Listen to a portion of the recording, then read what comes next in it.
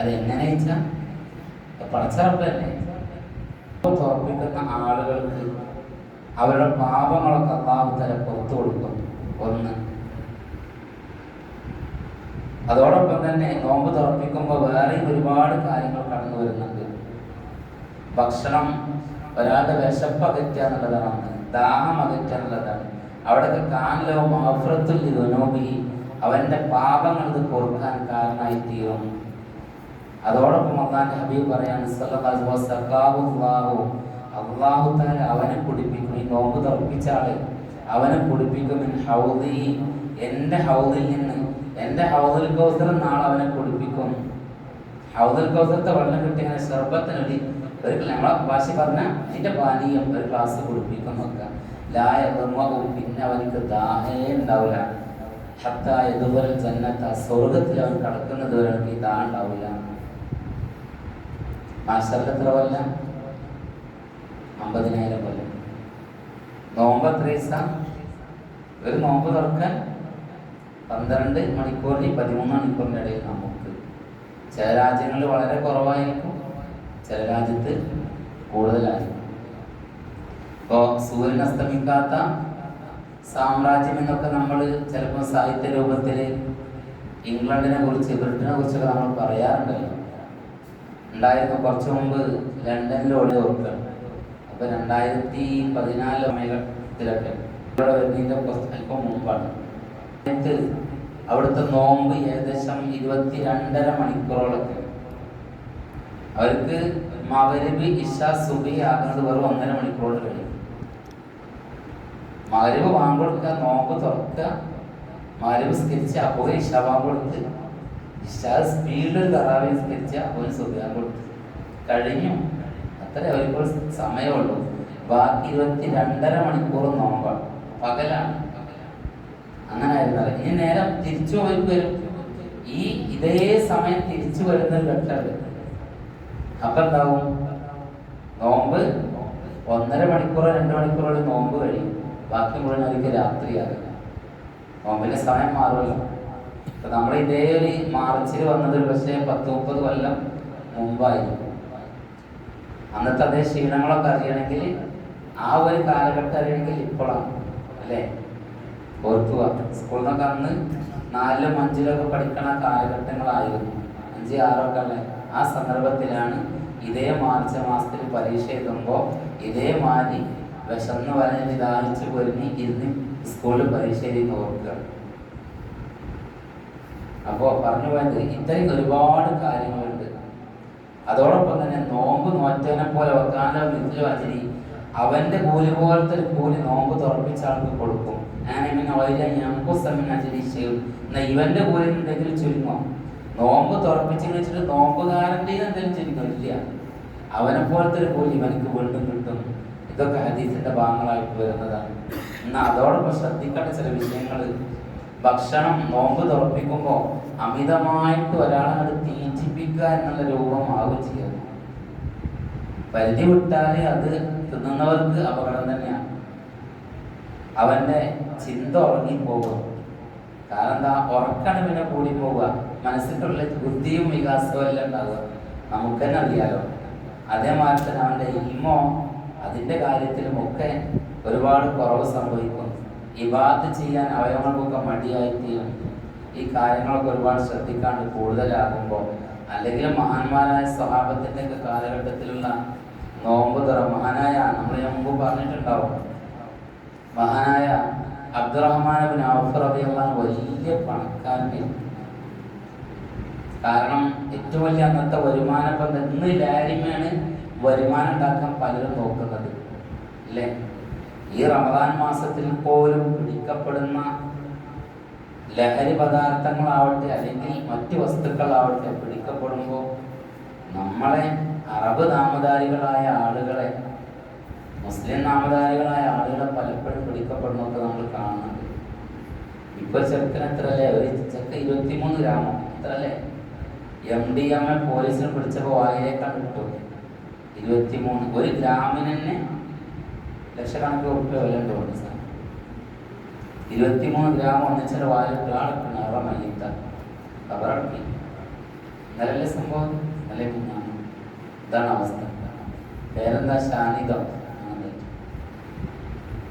കുറച്ചോ കാത്തിരക്ഷിക്കട്ടെ. നമ്മളെ മക്കളുടെയൊക്കെ പോക്ക്, നമ്മളെ മക്കളെ നമ്മളെ മഹല്ലത്തിനൊക്കെ അല്ലാഹു കാക്കട്ടെ.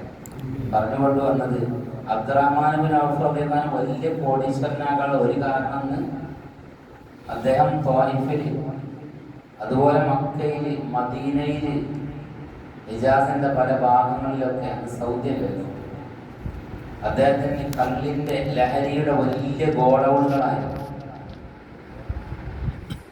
മദ്യം നിരോധിച്ചപ്പോ എന്താണ് കള്ളിന്റെ പുഴ ഒഴുകി എന്നൊക്കെ പറഞ്ഞത് അതാണ് തച്ചുടക്കിയിരുന്നു. തച്ചുടച്ചിട്ട് ഇങ്ങനെ അരിച്ചാല് വെള്ളം ഒഴുകണമാര് കള്ളൊഴുകിന്നൊക്കെ ഉള്ളൊരു സത്യമാണ്. പുഴ ഒഴുകിയെന്നൊന്നും നമുക്കറിയില്ല. ഇതുണ്ടായിരുന്നു. കാരണം നിരോധിക്കപ്പെട്ടത് മൊത്തം ഒഴിവാക്കുകയുണ്ടായി. അബ്ദുറഹ്മാൻ ഇബ്നു ഔഫ് മക്കയിൽ നിന്ന് മദീനത്തേക്ക് പോയി, ഹിജറ പോയ സന്ദർഭത്തിൽ ഒന്നുമില്ല, സ്വന്തം നാട്, സമ്പത്ത്, വീട് എല്ലാം ഒഴിവാക്കിയിട്ട് അവർ പോകുന്നത്. ഓരോ സഹാബികളെ, മുഹാജിറുകളെ, അൻസാറുകളായ ഓരോരുത്തരെ മഹാനായ നബി സല്ലല്ലാഹു അലൈഹി വസല്ലം തങ്ങൾ ഏൽപ്പിച്ചു കൊടുക്കുകയും മഹാനായ സഅദ് ബിൻ റബീഅ റളിയല്ലാഹു തആല അൻഹു മഹാനവരുടെ അടുക്കലേക്കാണ് അബ്ദുറഹ്മാൻ ഇബ്നു ഔഫിനെ ഏൽപ്പിക്കുന്നത്. അദ്ദേഹം ചെന്നു, തൻ്റെ വീട് കൊണ്ടുപോയി തൻ്റെ പറമ്പിൽ നിന്ന് എത്ര ഭാഗം വേണ്ടുവച്ച പൗതി നരോളം എടുത്തോളി. തൻ്റെ 2 ഭാര്യമാരുണ്ട്. ഭാര്യമാരിൽ നിന്ന് ഏതാ നിങ്ങൾക്ക് ഇഷ്ടപ്പെട്ടത് അത് നിങ്ങൾ പറയാം, ഞാൻ തൊലാക്കലി തരാം. അത് നിങ്ങൾക്ക് എന്ത് ചെയ്യാം? കെട്ടിച്ചെറിവ് ചെയ്യാം. ഇങ്ങനെയായിരുന്നു അവരൊക്കെ. അൻസാറുകളുടെ സഹായം അങ്ങനെയായിരുന്നു. അബ്ദുറഹ്മാൻ ഇബ്നു ഔഫ് റളിയല്ലാഹു അൻഹു സമ്പത്തൊന്നും മോഹിച്ചില്ല. അവളൊന്നും വേണ്ട, തൽക്കാലം അവിടെ കടന്നു പോയിട്ടില്ലേ, ശരിയാണ്, എനിക്ക് നിങ്ങൾ അങ്ങാടിയിലേക്കുള്ള വഴിയൊന്ന് പറഞ്ഞു തന്നാൽ മതി. പെടുന്ന അല്പം ഈത്തപ്പഴം അതുകൊണ്ടുപോയി വിറ്റു, കിട്ടുന്നത് കൊണ്ട് വീണ്ടും വർദ്ധിപ്പിക്കും. അങ്ങനെ വർദ്ധിപ്പിച്ച് വീണ്ടും അദ്ദേഹം കുറേയൊക്കെ സമ്പത്തിനുടമയായി തീർന്നു. കല്യാണം കഴിഞ്ഞു, ഒരു പെൺകുട്ടിനെ കല്യാണം കഴിച്ചു. അബ്ദുറഹ്മാൻ ഔഫിനോട് വലീമത്ത് കൊടുക്കണില്ല, കല്യാണ സൽക്കാരം നടക്കണില്ലേ, ഒരാടിനെ അറുത്തൊരു സൽക്കാരം നടത്തുക. ആടിനടുത്തു സൽക്കാരം നടത്തി അബ്ദുറഹ്മാൻ ഔഫ്. ആ മഹാനവറുകൾ ഇങ്ങനെയൊക്കെ ജീവിച്ച മഹാന് റസൂലുള്ളാഹിയുടെ കാലശേഷം അദ്ദേഹത്തെ മറ്റൊരു സ്വഹാബി നോമ്പ് തുറക്ക് വേണ്ടി വിളിക്കുകയാണ്. വീട്ടിലേക്ക് ചെന്ന് നോക്കുമ്പോൾ നോമ്പ് തുറക്കാനുള്ള സാധനങ്ങൾ ഇങ്ങനെ വിഭവങ്ങൾ ഒരുക്കിയിരിക്കുന്നത് കണ്ടു. നമ്മളൊക്കെ നിൽക്കണ മാറി, ഒരു പക്ഷെ അത്ര ഉണ്ടാവില്ല. അങ്ങനെ വിഭവങ്ങൾ ഇരിക്കുമ്പോൾ അബ്ദുറഹ്മാൻ ഇബ്നു ഔഫ് നോമ്പ് തുറക്കാമെന്ന ആള് നോമ്പ് തുറന്നു, ഒന്നും എടുക്കണില്ല. 2 കണ്ണെന്നും കണ്ണീരിങ്ങനെ ഒഴുകുന്നുണ്ട്. എന്നിട്ട് മാറി നിന്നു. ഇതെന്തേച്ചു? കാരണം കൊണ്ടുപോയ ആൾക്ക് ഭയങ്കര വിഷമം വരുമല്ലോ, ഒന്നും കഴിക്കാതെ. അപ്പൊ പറഞ്ഞു, നമ്മളെ മുൻഗാമികളായ സ്വഹാബത്തൊക്കെ ഒന്നുമില്ല, പലരും ഷഹീദായി പോയി.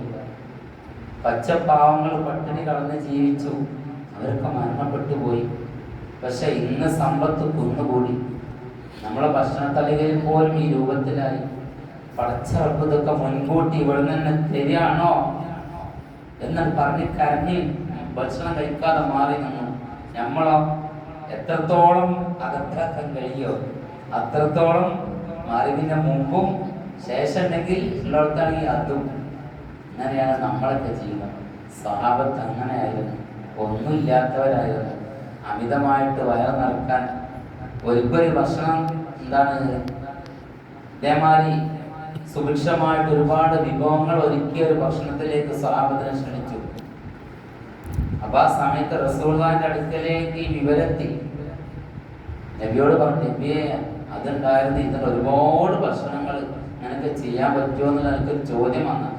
ഉലൈക മുസ്താജലൂൻ, അവരൊക്കെ ഇവിടെ നിന്ന് ഉളരി നൽകപ്പെട്ടവരാണ് എന്ന് പരിശുദ്ധ റസൂലുള്ളാഹി സ്വല്ലല്ലാഹു അലൈഹി വസല്ലം. അതുകൊണ്ട് കൂടുതലാക്കാതിരിക്കുക. എന്നാൽ അത്യാവശ്യമാണ്. വിരുന്ന് സൽക്കരിക്കുന്നതിന്റെ കൂലി ഇവിടെ കിട്ടുന്നുണ്ട്, ഭക്ഷണം ഭക്ഷിപ്പിക്കുന്നതിന്റെ കൂലിയുണ്ട്. അല്ലെങ്കിൽ ഭക്ഷണം ഭക്ഷിപ്പിക്കുന്നതിന്റെ കൂലി എത്രത്തോളം? മഹാനായ നബി സല്ലല്ലാഹു അലൈഹി വസല്ലം ഞങ്ങൾ പറഞ്ഞെന്താ? അഫ്സുസ്സലാമ വഅത്ഇമു ത്വആമ വസിലുൽ അർഹാമ വസല്ലു ലയാലി വദ്ഖുലു ജന്നത റബ്ബിക്കും. സുഫിയാൻ റസൂലുള്ളാഹി, നിങ്ങൾ സലാം പറച്ചിൽ നിങ്ങൾ വ്യാപിപ്പിക്കുക, കൊടുക്കുക. അതോട് വാത്തയിമുത്താമ, നിങ്ങൾ ഭക്ഷണം ഭക്ഷിപ്പിക്കുക മറ്റുള്ളവർക്ക്. കുടുംബങ്ങളുമായിട്ട് നിങ്ങൾ എപ്പോഴും ബന്ധം ചേർക്കുക. ലയാലി, രാത്രിയുടെ യാമങ്ങളിൽ എണീറ്റുകൊണ്ട് റബ്ബിലേക്ക് നിങ്ങൾ നിസ്കരിക്കുക. ഈ കാര്യങ്ങൾ നിർവഹിച്ചു കഴിഞ്ഞാൽ നിങ്ങൾ സ്വർഗത്തിലേക്ക് പോകുമെന്നല്ല ഹബീബ് പറഞ്ഞത്, വദ്ഖുലൂ, നിങ്ങൾ പൊയ്ക്കൊള്ളി, വദ്ഖുലൂ ജന്നത റബ്ബിക്കും, സ്വർഗത്തിന്റെ രാജകുമാരൻ പറഞ്ഞതാ, സ്വർഗത്തിലേക്ക് നിങ്ങളെ പോയിട്ട് പ്രവേശിച്ചോളി എന്ന് പരിശുദ്ധ റസൂലുള്ളാഹി സ്വല്ലല്ലാഹു അലൈഹി വസല്ലം നിങ്ങൾ പറഞ്ഞത്. അപ്പോൾ ഭക്ഷണം ഭക്ഷിപ്പിക്കാന്നുള്ളതിന് ഒരുപാട് കൂലിയുള്ള കാര്യങ്ങളാണ്. എന്നാൽ അമിതമായിട്ട് ദീനെന്ന് പോലും അകന്ന് പോകുന്ന നിലക്കുള്ള അവസ്ഥയെ തൊട്ട് നമ്മൾ ശ്രദ്ധിക്കും വേണം. പടച്ചറപ്പ് നമ്മളുടെ പ്രവർത്തനങ്ങളൊക്കെ അള്ളാഹു പൊരുത്തപ്പെട്ട രൂപത്തിലാക്കി തരട്ടെ. അള്ളാഹു പൊരുത്തമില്ലാത്ത രൂപത്തിൽ നമ്മുടെ ജീവിതത്തിൽ എന്ത് വിഷയങ്ങളാവട്ടെ പടച്ചറപ്പിന് പൊരുത്തമില്ലാത്ത അവസ്ഥയിലേക്ക് മാറുന്നതിൽ തൊട്ടും അള്ളാഹു കാത്തുരക്ഷിക്കട്ടെ. പടച്ചവനെ ജീവിക്കുന്ന കാലത്തോളം ഇസ്സത്ത് വേണം, ഞങ്ങൾക്ക് തഖ്വ വേണം, ഇഖ്ലാസ് വേണം, ഈമാൻ വേണം, ഹറാമിനെ തൊട്ട് അകന്ന് നിൽക്കണം. ആ നിലക്കുള്ള നല്ല ജീവിതം ഞങ്ങൾക്ക് നൽകണേ റബ്ബേ. ആ സമയത്ത് ഞങ്ങൾക്കൊക്കെ ഞങ്ങളെ നാവുകൊണ്ട് ലാ ഇലാഹ ഇല്ലല്ലാഹ് അതിന് തടസ്സാകുന്ന ഒന്ന് റബ്ബേ മരിക്കണ സമയത്ത് ഞങ്ങൾക്ക് നൽകരുത് അല്ലാഹ്. ഓർമ്മശക്തിയോടുകൂടെ ലാ ഇലാഹ ചൊല്ലി ശുദ്ധിയോടുകൂടെ ആക്കിബത്ത് നന്നാൽ നിന്റെ സ്വർഗം കണ്ട് നിന്റെ ലിഖാഇനെ കുറിച്ച് മരിക്കാനുള്ള സൗഭാഗ്യം ഞങ്ങൾക്ക് ജീവിച്ചിരിക്കുക. നിങ്ങളെ ഉമ്മ ഉപ്പ ഭാര്യ മക്കൾക്ക് തൗഫീഖ് നൽകണേ അല്ലാഹ്. നാളെ പരിശുദ്ധ റമദാൻ ശരീഫിൽ ശഫാഅത്ത് ചെയ്യുന്ന കൂട്ടത്തിൽ എല്ലാവരെയും പെടുത്തണേ അല്ലാഹ്. ഈ പെടുത്തണേ റബ്ബേ. റമദാൻ ഞങ്ങൾക്ക് അനുകൂലമാക്കണേ അല്ലാഹ്, പ്രതികൂലമാക്കല്ല റബ്ബേ. ഞങ്ങളെ മക്കളെ, ഞങ്ങളെ ചെറുപ്പക്കാരൊക്കെ തറാവി നിസ്കരിക്കുന്നത് എവിടുന്നാണ് അല്ലാഹു.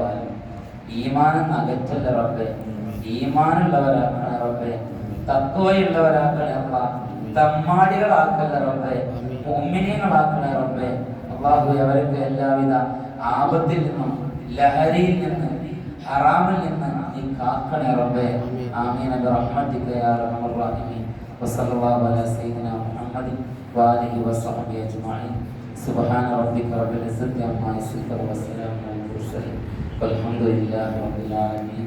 സല്ലല്ലാഹു അലാ മുഹമ്മദ് സല്ലല്ലാഹു അലൈഹി വസല്ലം. മുഹമ്മദ് സല്ലല്ലാഹു അലൈഹി വസല്ലം വഅലാ മുഹമ്മദ് യാ റബ്ബി സ്വല്ലി അലൈഹി വസല്ലം.